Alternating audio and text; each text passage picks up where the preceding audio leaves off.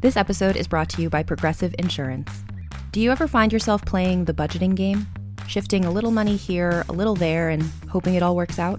Well, with the Name Your Price tool from Progressive, you can be a better budgeter and potentially lower your insurance bill too. You tell Progressive what you want to pay for car insurance, and they'll help you find options within your budget. Try it today at progressive.com. Progressive Casualty Insurance Company and Affiliates. Price and coverage match limited by state law. Not available in all states. Hello, welcome to Strong Sense of Place. In each episode, we focus on one destination and discuss what makes it different from any other place on Earth. Then we recommend 5 books we loved that took us there on the page. I'm Melissa Joelwan. I'm David Humphreys. We're going around the world, one great read at a time. Thanks for joining us.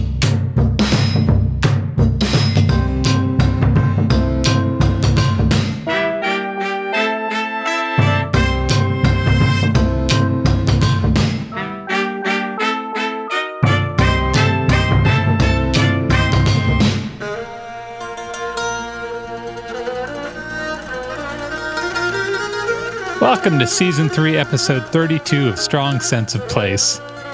Today, we get curious about Greece.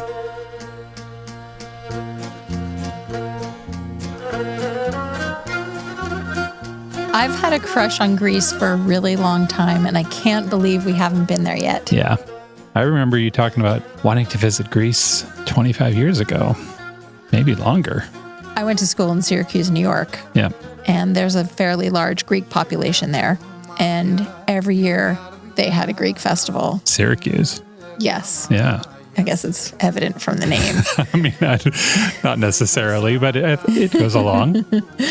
And they have this huge Greek festival every year with Retsina, this wine, and so the festival is outside. There's food stalls and there's music playing and there's dancing. And then inside they would show educational movies and film strips. Really? About Greece. So, propaganda films. Yeah, to encourage people to go visit. Yeah. The Parthenon, on the Acropolis. Obviously, it must be visited on a trip to Athens, as should any number of other famous monuments, museums, and ruins. But I just love that you went into this sort of, educational room in the church and watched a film strip about Greece. Yeah. Because, it was pre-internet. Yeah. Greek festivals are so lovely, though. You get a little taste of it, right? You get the food, you get the music, a little bit of dancing maybe. Yeah, and everyone is encouraged to dance, even awkward college girls. Did you dance at the Greek festival? Oh, I'm sure I must have. Also, the food is always really good because this one was sponsored by a church. So it's all the grandmas at the church would make the food. I mean, they knew what they were doing. Oh, that's nice. Do you want to get started with the 101? Yes, let's do it. Okay. I'm assuming most people know where Greece is, but just to be a completist, it's located on the southern tip of the Balkan Peninsula, which stretches into the Mediterranean Sea. It's surprisingly far east. It is. It's bordered by Turkey and Bulgaria, and also North Macedonia and Albania. I find it very romantic, even though it's in the Mediterranean. It is bordered by the Ionian and Aegean Seas. Yeah. Both of those just sound so magical somehow. They do. It's made up of more than 2,000 islands, but only about 170 of them are inhabited. You say that like that's a bad thing. That's a lot of islands. That's a lot of islands. I was surprised to find it was that many. And it's awesome that there are 1,900 uninhabited islands. Yeah, just little rock in the middle of turquoise blue water with a goddess sitting on it or something. The vast majority of the 10.7 million people there speak Greek, which is, of course, the official language. Sure. Fun fact, Greek is the oldest written language and has been spoken continuously for more than 5,000 years. Wow. That's awesome. Yeah. Here's another little tidbit that gets people really excited about Greece. It was basically the cradle of Western civilization. Yeah. Athens is the capital now, of course, but way back in 550 BCE, it was also the center of democracy.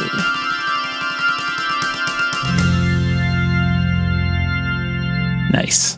Yeah, and that whole citizens have a right and duty to vote thing opened up the door to all kinds of big thinking about things like architecture, literature, theater, and of course, philosophy. Shout out to Socrates, Plato, and Aristotle. The Greeks worshipped a pantheon of 12 gods and goddesses. I'll be talking about that more when we get into our books. And they built temples and shrines to worship them, like Zeus and Apollo, Athena, Aphrodite, and the rest of the crew. So when you visit Athens today, you can walk right up to these amazing ruins from like 2,000 years ago. There's the Acropolis. There's the Parthenon, which was dedicated to Athena, the goddess of wisdom and war. There's also the Theater of Dionysus, which honored the god of wine and drama. Back in the day, around the 4th century BCE, the theater could seat about 17,000 people. Wow, really? Yeah. And I like to think of all of them sitting there with like wine sloshing in big goblets, and they're like talking back to the Greek chorus like it's an episode of The Real Housewives. I mean, at its peak, the Greek civilization reached from Egypt to the Hindu Kush Mountains in Afghanistan. That is a broad swath. It is. I'm just going to fast forward through thousands of years of history now. Sure. So everybody hold on to your chairs. The Greeks were conquered by the Romans. The Roman Empire split and Greece became part of Byzantium. Then there was a period when there were French and Italian states. Really? Yes. Okay. And then the Ottoman Empire, which brings us to the Greek Revolution of 1821 and the establishment of modern Greece. And then in 1981, Greece joined the EU. Okay. And now you know everything you need to know about Greek history. and now you can be the ambassador to Greece. I didn't want to get too bogged down in history because I want to talk about reasons to visit Greece besides the ancient sites. Yes. Because there are many. Yes. So Dave, tell me, when you daydream about Greece, what do you picture? Clear blue water. Maybe sailing boats coming and going. Delicious food. The music. Maybe some dancing. Ouzo. Friendly Greek people. Somehow I feel when I visit the Greek islands, I magically become able to sail a sailboat, even though I've never done that or shown any interest in doing that before. That makes sense. Yeah. And then we get in the boat and we sail from one island to another. Yeah, of course we do. Yeah. With our dog. Oh, yeah. I feel like you hit on all of the key points. Let's start with the beaches. Okay. There's some soft sand beaches. There's some black sand beaches. There's some smooth pebble beaches, all surrounded by translucent turquoise water. Whitewashed buildings clinging to the hillsides that drop right down into the sea. There is no part of Greece that is more than 85 miles or 137 kilometers away from the ocean. Nice. Yes. And it gets 250 sunny days per year. Yeah, right now in the middle of sort of a gloomy December in Prague, that sounds really, really nice. It does. Let me lay this on you. 80% of Greece is mountainous. Really? Yeah. I feel like you think of the Greek islands and the shore. Yeah. Lots of beautiful mountainous areas. So what's not in the water is mountain. Yes. There are dozens of national parks for hiking, camping, mountain biking, rafting, and intriguingly, jeep safaris. A lot of the mountains have churches and monasteries just perched on the top. Yeah. And there are caves to explore down below. And of course, you can visit the real Mount Olympus, the tallest mountain in Greece, which was home to the gods. Have tea with Zeus. I'm pretty sure you can book tea with Zeus and Athena. It's like breakfast with the Disney characters at Disney World. I'd be way more interested in having tea with Athena. Circe. Oh. Yeah. Okay. You'll see why soon. It just got real. Just as an aside about the mountains, I read a book called The Whispers of Nemesis by Anne Zaruti, and I'm not going to have time to talk about it in the episode today, but it's a murder mystery set in the village of Retsina, which is a real village in the mountains of Greece. And this book has a very strong sense of traditional Greek culture and what life is like in the mountains, if anyone is curious about that. In my imaginary Greek vacation, we make friends with the locals in a village, maybe on Santorini. Yeah. We play backgammon. We get invited to someone's house for a homemade dinner. Oh, that'd be nice. And then we go down to the taverna and maybe drink a little too much ouzo and dance. I'm very interested in Greek music because it shares tonal similarities with Middle Eastern music, Yeah. which is in my blood. Yeah. Even though you wouldn't know it to look at me. And every region of Greece has its own distinct folk music. but they all use similar instruments. So there's the bouzouki, which is kind of like a lute. It's got the big round belly. Bagpipes. Really? Yeah. An instrument called the shawm, which is from the Middle Ages, and it's kind of like an oboe. It's a double reed instrument. Drums, tambourine, and violin. The faster songs are called pediktos. And those are the ones that get people dancing. And in Greek dance, the dancers always stay connected to each other, usually by holding hands. And the second person in the line has the job of swinging a white scarf over their head and yelling, "Opa!" to get everybody excited. So if we were going to join in that, given who we are, we might need a little bit of liquid courage. Sure. So we could have Ouzo, which we've both mentioned already because it's so delicious. It's anise-flavored liqueur. It's often served with a splash of water, which makes it cloudy. Or there's a Greek wine called Retsina, which I often drank at the Greek festivals in Syracuse. And that's a white wine that's flavored with resin from the Aleppo pine tree during fermentation. Let's talk about food. Okay. Greece is the third largest producer of olives in the world.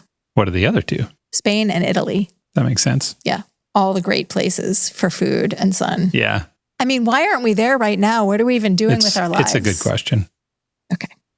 There are more than 120 million olive trees in Greece, and some of them were planted in the 13th century and are still bearing fruit. I love that. Way to go, little olive trees. Greek cuisine also uses a fair amount of phyllo pastry, Yeah. which is like buttered angel's wings. It can be used in savory dishes, like a spinach and cheese pie called spanakopita, or my personal favorite, baklava, Yeah. which is pastry layered with honey and pistachios. Yeah, you normally don't go in for the sweets, but baklava. And baklava like makes your teeth hurt. It's so sweet and it's so good. Baklava is one of those things where good baklava is outstanding. Bad baklava, Hard pass. hard pass. But Yes. good baklava, oh my goodness. It has to be made with love and care. Yeah. Every layer has to be buttered. Yeah. On the other side of the taste spectrum is the salty, pungent feta cheese, which I also love to distraction. And there's gyros or gyros, if you're going to say it like not like an American, Yeah. It feels like there's about 6 ways to pronounce that word, depending on where you're from, but they're all delicious. but they're all delicious. There's kebabs and stuffed grape leaves, dolmatis, pillowy pita bread. Pillowy pita bread, and you dunk it in a little bit of the olive oil. Yes, Just stick it right in your face. Nothing wrong with that. little sip of Retsina. What could be better than that? I'll tell you what might be better than that. Flaming cheese. The flaming cheese known as saganaki. You take a chunk of halloumi and you put some ouzo on it and you set it on fire and it gets crispy on the outside and gooey on the inside. It's a crowd pleaser and it's delicious. And it's very dramatic, so it's entertaining too. Yeah. Right, well, I think that makes our imaginary trip to Greece complete. Okay. Opa! Awesome. You want to get into 2 truths and a lie? I'm ready. Okay. As always, I'm about to say 3 statements. 2 of them are true. 1 of them is a lie. Mel does not know which one is the lie. Here are 3 statements about Greece. 1, there's a peninsula in Greece where women are banned. 2, there are 2 churches in Greece that fire rockets at each other during service. And 3, Santa Claus is Greek. What? Yep. I'm sure the Scandinavians have something to say about that. So let's take those in order. All right. First, there's a peninsula in Greece where women are banned. I'm going to say it's true. It is true. Oh. Yeah. There's a place in Greece called Mount Athos. It's a rocky peninsula that juts 31 miles out into the Aegean Sea. It's not small. It's 130 square miles or 335 square kilometers. It is home to 20 of the world's most ancient and remote monasteries. There are over 2,000 monks there living an ascetic life, isolated from the rest of the world. They're part of 1,000 years of men doing that, sitting on the rock, praying, and living quiet lives. Wow. Yeah.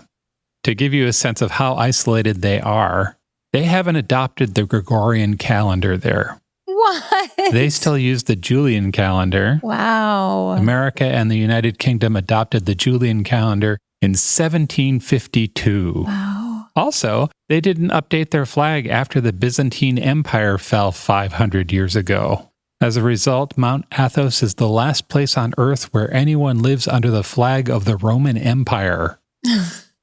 That's amazing. Yeah. So women are not allowed on Mount Athos. Yeah, of course not. Yeah, they were banned in the 11th century. Only a small number of women have set foot on Mount Athos in over 1,000 years.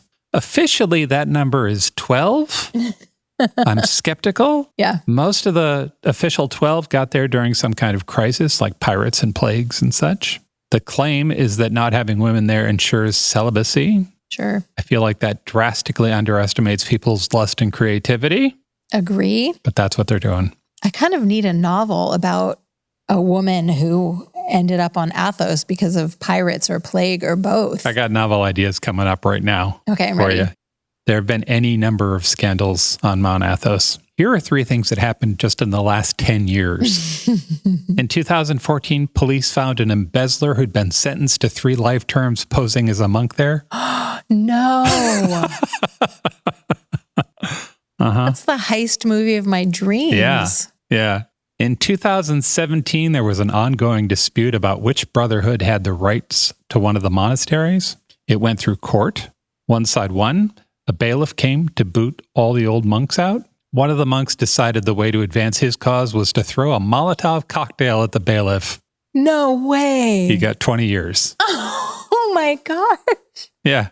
And again, that was 4 years ago. I was, you were describing it and I was imagining peaceful meditation, looking out at the sea and lighting candles at night. Yeah, I think that's what it is most of the time. Yeah. And then in 2019, the bones of a woman were found under the floor of a Byzantine chapel. According to the scholars who found them, they'd clearly been moved and buried there with, quote, the utmost of care. Aw. No one knows whose bones they are or how they got there. Wow. So the rocket wars. The statement was there are 2 churches in Greece that fire rockets at each other during service. And that is true. That is true. Lay it on me. Every Easter Sunday on a small island named Chios, 2 rival churches shoot tens of thousands of homemade rockets at each other during service. The objective is to hit the other church's bell tower. Both of the churches are on the tops of hillsides about a quarter of a mile or 400 meters away from each other. Mm-hmm. The direct hits are supposed to be counted to determine the winner, but each of the churches inevitably claims victory, and then they agree to settle the score the next year, and it goes on. So it's friendly fire. Yeah. It's not a Molotov cocktail. It is not a Molotov cocktail. We don't know how long this has been going on, but we do know that they used to use real cannons and that the Ottoman Empire prohibited that back in 1889. So they've been using homemade rockets for the last 132 years. We've got video. Awesome. Yeah. I look forward to seeing See it in our show notes. The bombardment is supposed to go on for hours. Wow. Yeah. I mean, it's amazing. It's amazing to see it. All right. 3rd statement. Santa Claus is a Greek. Come on. All right. So that's only kind of a lie. Santa's created from a bunch of different traditions. The English brought us Father Christmas and the Dutch Sinterklaas. There's even a bit of Odin in Santa. The Norse Allfather was said to ride the midwinter sky on his 8-footed horse. 8-footed horse? Yeah. And he visited people with gifts. But Santa is also based on St. Nicholas, and St. Nicholas was a real person. He was a bishop who lived in the 4th century, and he was Greek. He was famous for being generous and giving to the poor. It's said that when his wealthy parents died, he distributed their riches to the needy. Well, that's very nice. One of the stories about him is that he saved 3 women from a life of prostitution by dropping sacks of gold through their window. Whoa. Yeah. He's also credited with resurrecting 3 children who'd been murdered and then pickled and brined by a butcher who was planning to sell them as pork during a famine. Ew. Like every part of that sentence was making me wrinkle my nose up. It just gets worse and worse as you go along. Yeah. He's also said to have chopped down a tree that was possessed by a demon. What? Yeah. It probably wouldn't surprise you to know that we can't historically verify those stories. That's weird. We don't know much about the historical Saint at all, really. The earliest accounts of his life were written centuries after his death and clouded with lots of little stories. But I like to think that there was a man a long time ago who liked to give gifts and liked to help the poor, and that we still celebrate him today. That's really nice. That's 2 truths and a lie. Once again, very good job, Dave. Thank you. Let's talk about books. Okay. My first pick is The House on Paradise Street by Sofka Zinoviev. She's a British woman with a Russian name who has devoted her life to writing about Greece. This is a multi-generational family story that addresses a period of 20th century Greek history that I really didn't know anything about. So I loved that. When the story opens, it's 2008. A Greek writer is killed in a car crash in Athens, and he is a larger-than-life character. He drinks with his buddies down at the taverna. He's an unrepentant flirt, and he's a journalist, so he's out and about at all hours of the night. He has an office that's separate from his home. He is his own man. Okay. And even though he's dead for the majority of the novel, his influence looms over the whole thing. Okay. And despite his reputation as a player, for real, he loves his wife. She's an English woman named Maud. And for the most part, they have a marriage that works for them. Or at least that's what she thinks. Oh. Until after he dies and she starts poking around in his office. And she discovers that he's been keeping some things from her. He was working on a secret project that seems to have something to do with his long estranged mother. His mother's name is Antigone. She's a communist true believer. And back in the days of World War II, she left her 3-year-old son in the care of her sister in Athens, and she went to Russia, and she has not spoken to anyone in the family since. Oh. Yes. So Maud starts poking around in what her husband was doing with his time. Yeah. She finds cryptic notes in his handwriting that seem to have something to do with his mother's past, but she doesn't really know what they mean. What was he doing on the road outside of Athens when he crashed his car? Was he having an affair? She has all of these questions about what was going on with him. Yeah. And in an attempt to learn a little bit more about him in his death than she now realizes she knew about him in his life, she tracks down his mother, Antigone. Wow. And Antigone comes back to Athens for the funeral. And that is when everything this family thought they understood about themselves begins to unravel. Family feuds are explored. Enormous secrets that have been kept since World War II are revealed. There are surprise Nazis and extramarital affairs and people saying things or not saying things that they really needed to or shouldn't have. On a personal level, everything is blowing up. Yeah. You know I love to live vicariously through messy characters. So that's all amazing. Yeah, that all sounds great. And it's all set against the backdrop of real Greek history. So we're seeing how these huge things that happen in history are influencing these people on a personal level. So it's kind of a combination of a multi-generational family saga and a detective novel, it sounds like. Yeah, a little bit. So in real life, during World War II, Greece was occupied by the Nazis, and there was a very active resistance. But there were also a fair number of Nazi sympathizers, and there were a bunch of people who were devoted to the ideals of communism. All of those things led to conflicts within the country, but they also drove families apart. Siblings were on different sides of those belief systems. Yeah. And then after World War II, it all exploded into a full-blown civil war. And then in the late 60s and 70s, there was a junta that overthrew the government. We see all of that happening and how that influences the characters. And it made me understand history through osmosis because it was as these people were experiencing it instead of reading the dates on a page. Yeah. It was really well done. I mean, that's a lovely way to learn the history too. Yes. You can emotionally attach to it. Exactly. In so many of the places that we've covered, there are civil wars that are not just side A versus side B. It's more like a knot of people fighting for what they believe in. By seeing each of those factions attached to real people in real families, it's much easier to understand what was going on in these conflicts. Yeah.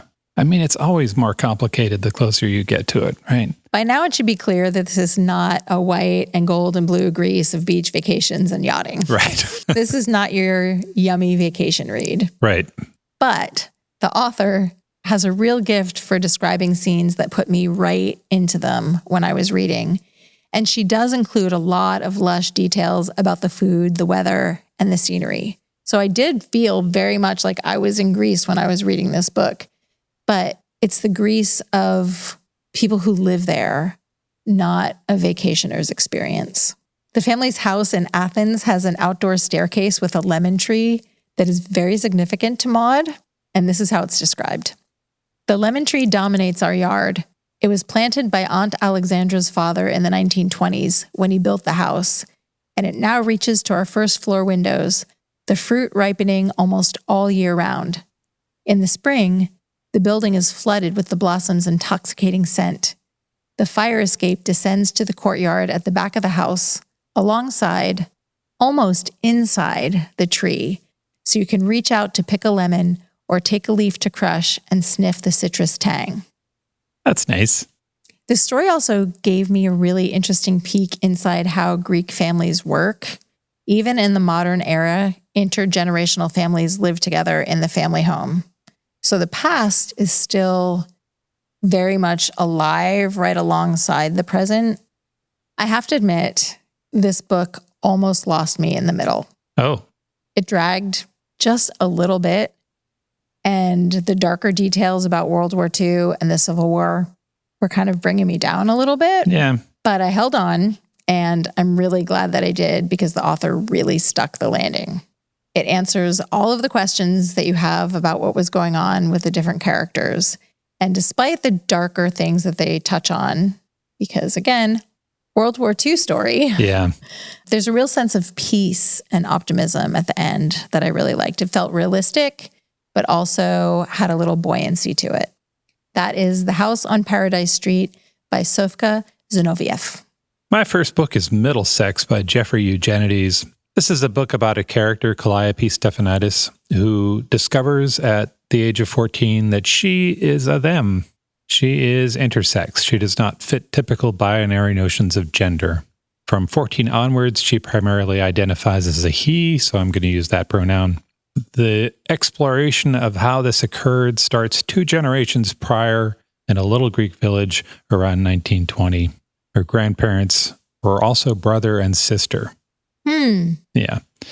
Their relationship starts a genetic chain that ultimately gives Cal elements of both sexes. The book goes on to describe the grandparents leaving Greece during an invasion and moving to the United States and finding their cousin and starting a family. They land in Detroit. Ultimately, through 2 other generations, were brought into about the mid-70s. So this book stretches from about 50 years of family history. We see a chunk of history from the Turks invading Greece through the Detroit race riots up to Watergate. Wow. And we also see how the members of this family sort of smack up against one another, like you do in most family sagas. The book for me has this fascinating narrative technique. It's all told from Cal's perspective. Cal has something like omniscience about her family. Interesting. Although it's also his imagination. It's pitched as, I don't know what happened for sure, but this is what I imagine. And then the detail is so exact. It's so precise. He presents details that he couldn't possibly know as fact. And yet the detail is so perfect that it feels like, yeah, that's what must have happened, right? As you're saying that, it's reminding me a little bit of that novel Caramello that I read for our Mexico episode. Yeah. It kind of had that same sense of a first-person narrator who also knows all of the inner stories of her family members. Yeah. I love that. Somehow. Yeah. Yeah, and it gives the feeling that that person has just been thinking about that so much that they've sort of filled in all of the gaps in their history. And it also kind of raises the whole narrative of self problem, right? If it's your story and you believe it, how much does it matter if it's made up? Right. Cal is a very agreeable narrator. He is funny and bright and insightful, and I really enjoyed the book in part because of the time we spent together. And it felt like that, right? It feels like I have spent time with this person, and it was lovely. The book is many things. It's a multi-generational family saga. It's a coming-of-age story. It's funny and tragic. It's a romance and a social novel, right? It talks about the issues. Mm-hmm.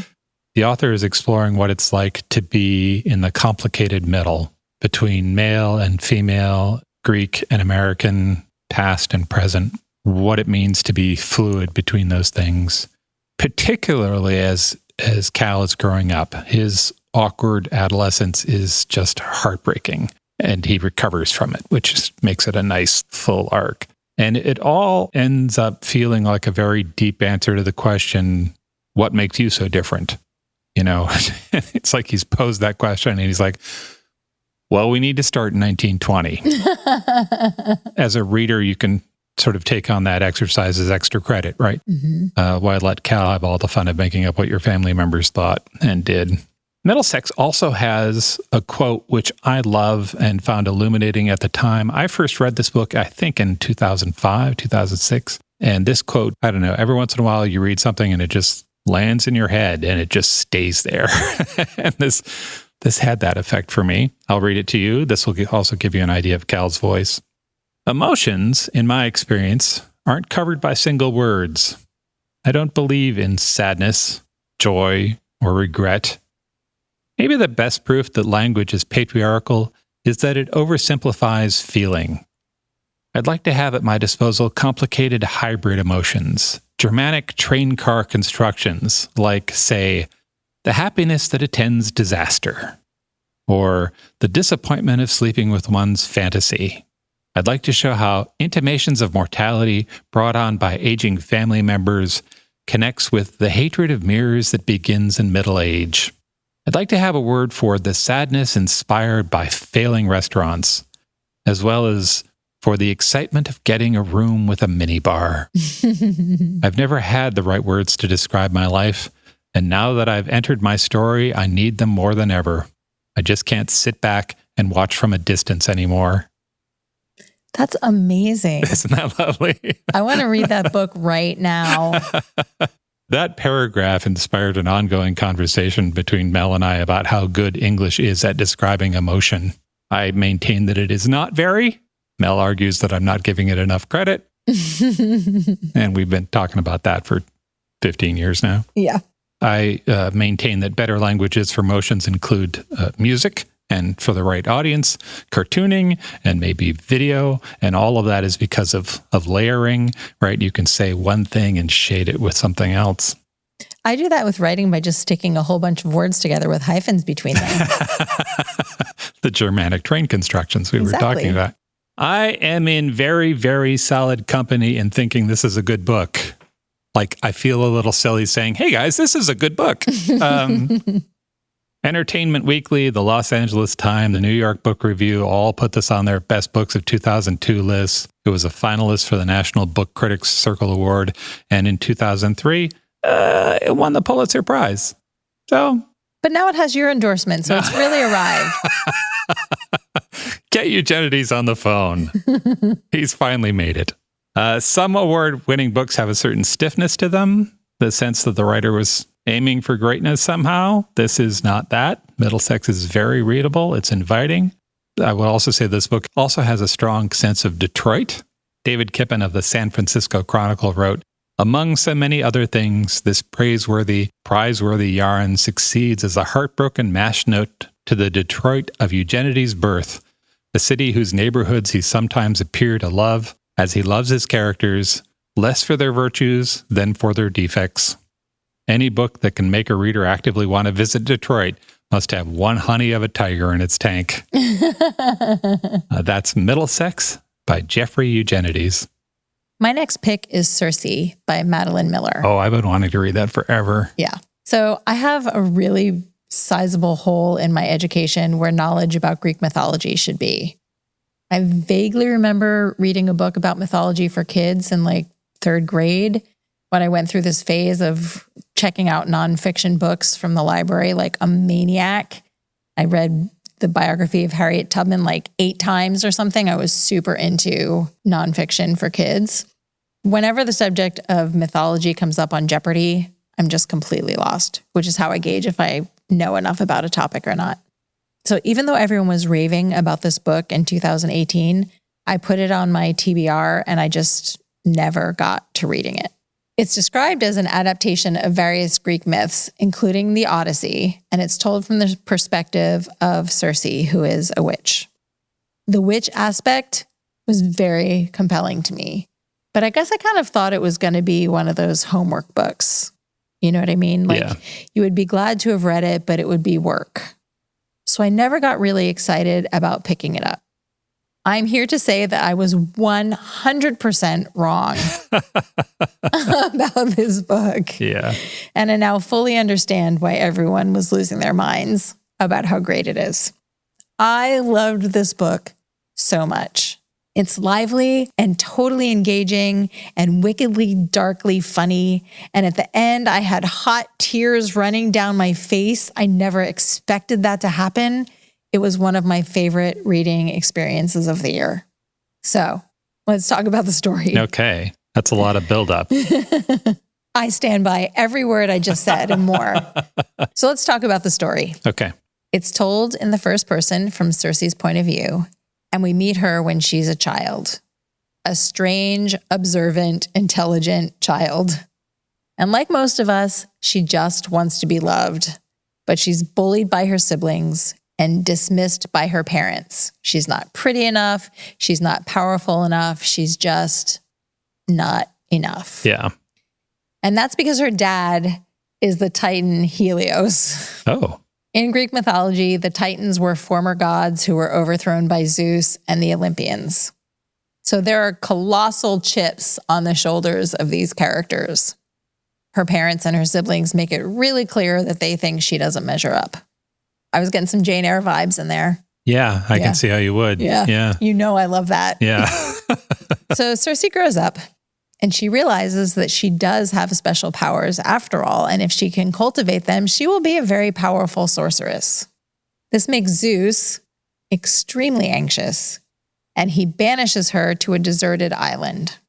And even though she's supposed to be isolated and in solitude, all kinds of people and creatures just keep stopping by her island and stirring up mischief and giving her opportunities to use her powers. So throughout the course of her story, we get all of the greatest hits of Greek mythology. The Minotaur, Icarus, Medea, Odysseus. And here's the thing that makes it so awesome. The Odyssey and the Iliad are stories about war heroes, right? Yeah. They're stories about men and their exploits. They're very, very manly works. In Circe, we get to see those events through the eyes of this woman who is very complex and who triumphs in her own heroic feats. She slays monsters. She holds her own against the gods. She is a force. I somehow developed a massive girl crush on Circe. Yeah. I went stalking her online and looked at all the paintings people have done for her over the centuries. Looking for Circe's Instagram. Yeah. Yeah. One of the aspects of her personality that I loved is that she's emotional, but she's never sentimental. She feels things, but she's not mushy. And as she matures and grows into her power, she gets very clear-eyed. She's able to recognize when she's doing something or is about to do something because of emotion rather than intellect. Yeah. So most of the things she does eventually are the result of conscious choices rather than just being like pushed around by the storm of emotion. In addition to getting to spend time inside of her head, which is really fun, there's a ton of action. I did not expect that. I don't know what I was thinking. Yeah. There's all kinds of monsters. Yeah. There are epic sea adventures. She turns a crew of men into pigs. She has pet lions and wolves. There are gods riding on golden chariots. She's casting magic spells all over the place. It's fantastic. Literally. Literally. Yeah. So I listened to this as an audiobook, and I also read it on my Kindle. So I went back and forth so I could just stay in this world while I was reading it. The audiobook is narrated by a British actress named Perdita Weeks, and it is glorious. Her voice is really luxe, and she's a really good storyteller. I just felt like I was captured in this magic spell. Chapter 2. Word came that one of my uncles was going to be punished. I had never seen him, but I had heard his name over and over in my family's doomy whispers. I cannot wait to read this book again. And I added Madeline Miller's other big novel, which was also hugely popular and successful, The Song of Achilles. That is now also on my TBR. That is Circe by Madeline Miller. Treat yourself and read this book as soon as you possibly can. It's so good. I also want to mention quickly, a little bit of a cheat. If you also want to fill in the holes in your education on Greek mythology, this book does it. I picked up a lot of things I didn't know about the Greek gods and their origin stories. But if you want to go a little bit deeper, I also read the children's book, D'Aulaire's Book of Greek Myths by the husband and wife team, Igri and Edgar. It's great. It has never been out of print since it was first published in 1967. Wow. We'll put a link to that in the show notes. D'Aulaire's Book of Greek Myths. My next book is Rebetiko, which was written and illustrated by David Prudhomme and translated by Nora Mahoney. The heart of this book is a form of music. And first I want to talk about the music behind the book. So it's called Rebetiko, and it's got a backstory. Just after World War I, the mighty Ottoman Empire falls. Out of those ashes eventually came many countries: Egypt, Iran, Austria. But let's concentrate on Greece's neighbor across the sea, Turkey. After World War I, Turkey wants to be its own nation. They want to establish their own identity. They want to break free. They're going to do their own thing now. That's really rich after the Ottomans ran all over the Middle East and Europe for centuries. Yeah. Part of that, unfortunately, involves a war with Greece. Do you want to guess who's the bad guy in the conflict between Turkey and Greece? Both of them? It's Britain. Of course it is. How could I not have guessed? I know. Grabby hands. Britain says to Greece, hey, help us fight the Germans and we'll give you these sweet, sweet territories. And Turkey was like, not so fast. And then things got hot after that. Greece takes over some land and then Turkey takes it back and then Greece goes home. And after that, the Turks are all like, I don't care if I never see another Greek person again, right? And they booted all the people who were Greek Orthodox back to Greece, regardless of how long they'd been living in what is now Turkey. 1.5 million Greeks were what historians called denaturalized from their homelands, which is quite the euphemism. They were kicked out of the place they were born. They were ethnically cleansed. They lost their homes. It was messy and dangerous and depressing. What does all this have to do with music? So now you've got a large population back in Greece, and they're in their homeland, but they're not part of it. They have nothing. They've been through 2 wars, World War I and the Greco-Turkish War. A good chunk of them start doing 3 things: smoking hash, making trouble, and playing music. And that's how we got Rebetiko. Εσύ μ' αυτή τη γνώμη, μαλαμανούλα μου. Εσύ μ' αυτή τη γνώμη, κι εγώ μ' αυτό το νου. Conflicts are always terrible for people, and then they also produce amazing music and food. Fact. Yeah. This book, it's a graphic novel, is about a bunch of Rebetiko musicians in the 1930s. The book takes place in one day. You follow around a bunch of musician friends as they fight and smoke and play and meet the sun the next morning. I don't think it's overly romanticized. It's pretty romantic. There's definitely parts of it that seem way less than sexy, but at the same time, it's hard not to get pulled into that evening. The book is from David Prudhomme, who's a French comic artist. Now might be a good time to remind everyone that the U.S. has an underdeveloped relationship with comics as an art form.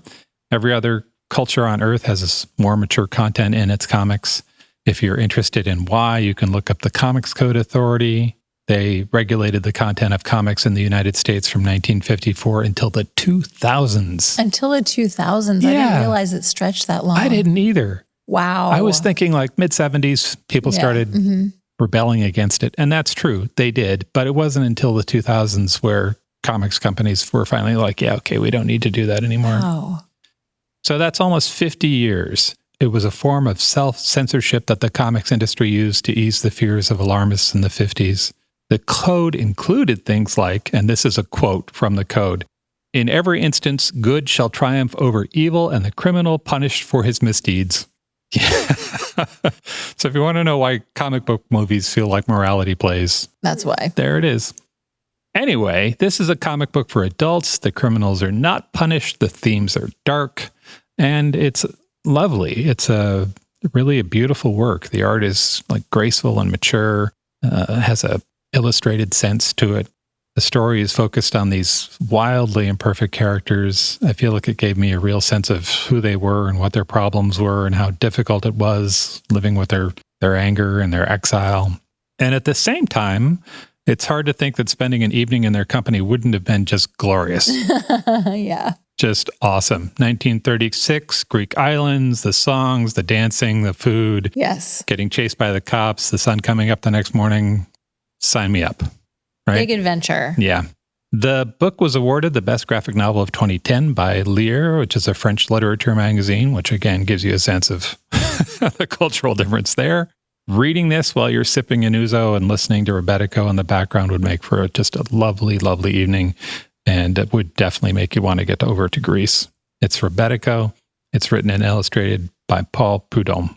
That sounds so good. Yeah, it was nice. And I really want to say that on New Year's Eve, that's what we're going to do. I love a story that takes place in a compressed time frame, like going really deep with characters in one magical night. I love that. Yeah. My last pick is This Rough Magic by Mary Stuart. And before I get into the book specifically, I want to talk about the author Mary Stuart because I kind of fell in love with her when I was doing my research. I love when you're reading a book and you find an author's work.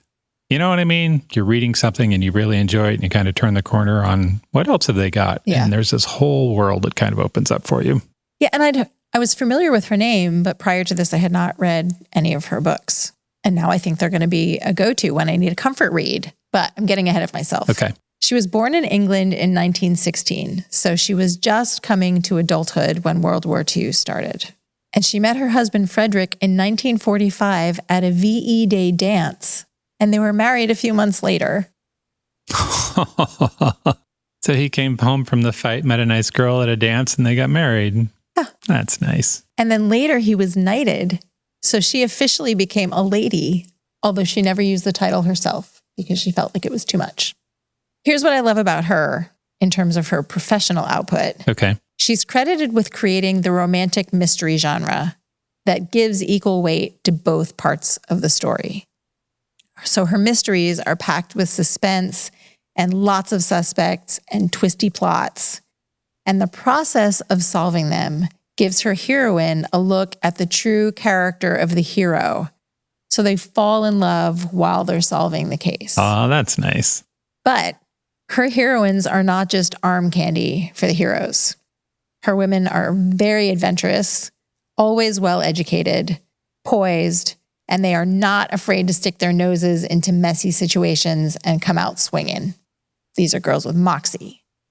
They're basically the opposite of the classical Gothic heroine that's a damsel in distress, although many of her settings include the tropes of Gothic fiction that I love: sprawling estates, weird noises in the night, men with mysterious pasts, that kind of thing. This all sounds right up your alley. Yes, 100%. Yeah. So Mary Stuart wrote dozens of these kinds of novels. And then, as a second act in her life, She wrote a YA series that tells the Arthurian legend from Merlin's point of view. It's called The Merlin Chronicles.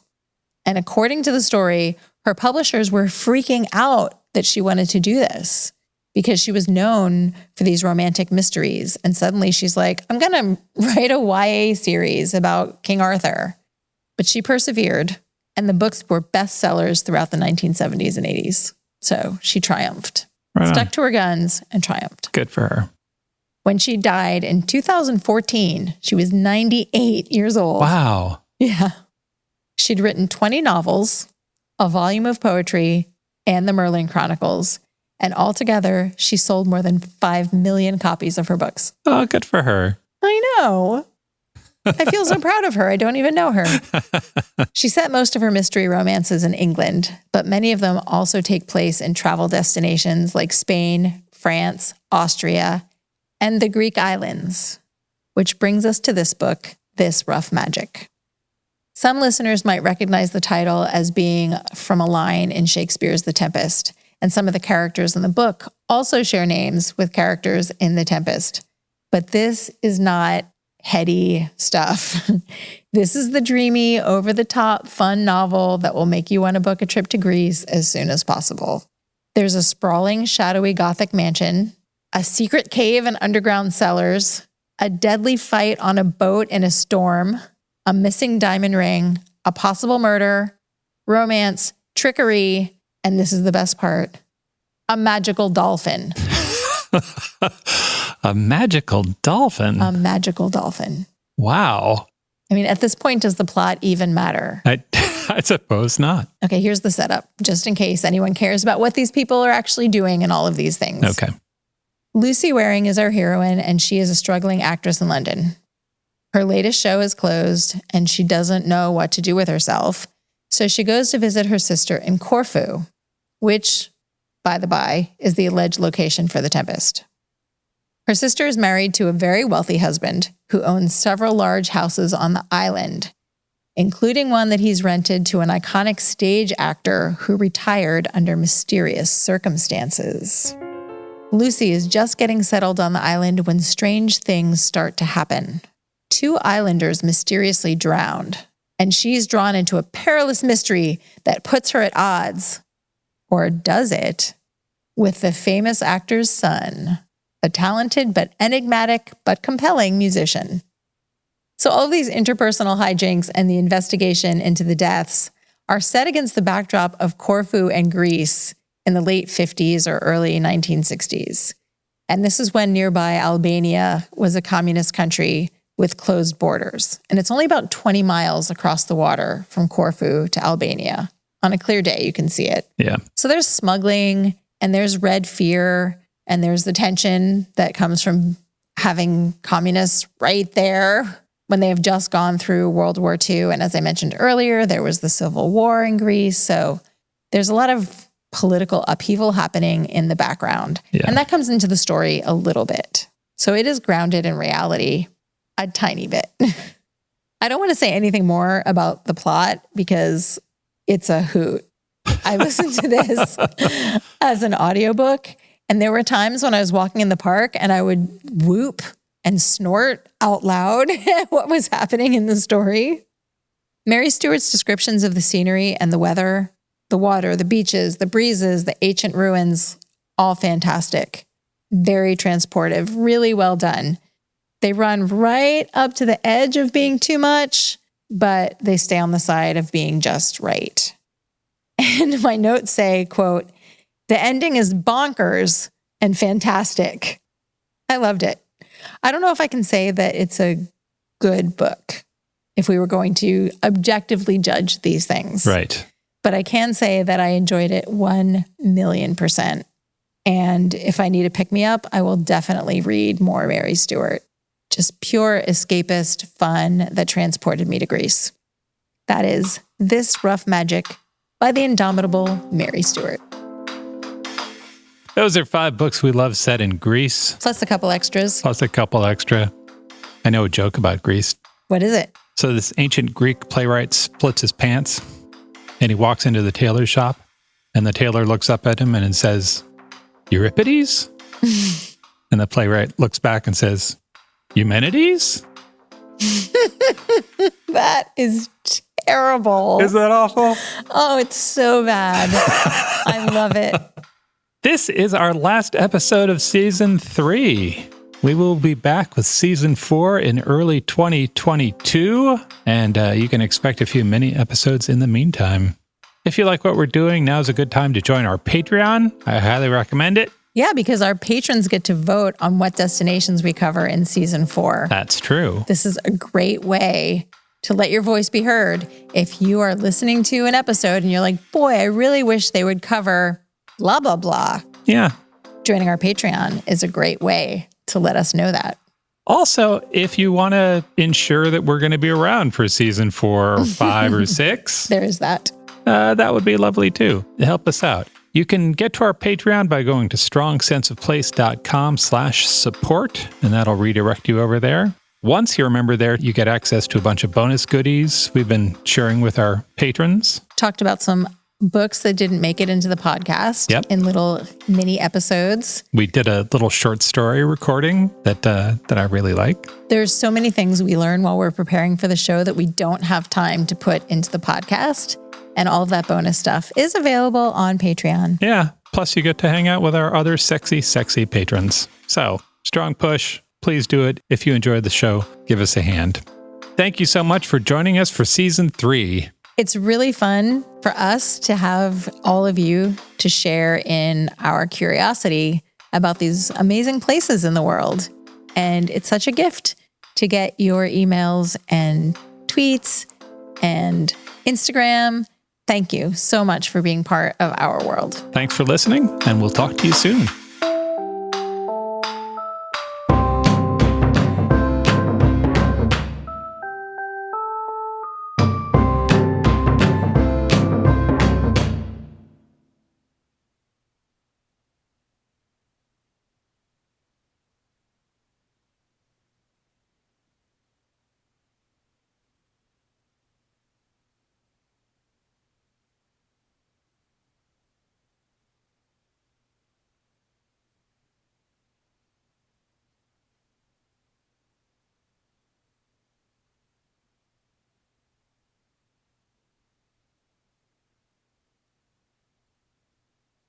The Warning Woods has haunting horror stories that are sure to linger with you long after listening. I'm Miles Tridle, writer and narrator of The Warning Woods. Each week, I write an original scary story and share it with you on The Warning Woods. I've written 2 novels and nearly 200 short stories spanning the horror genre. If you're into scary stories, you need to check out The Warning Woods. Listen on Spotify, Apple Podcasts, or wherever you get your podcasts. Just search for The Warning Woods and click play at your own risk.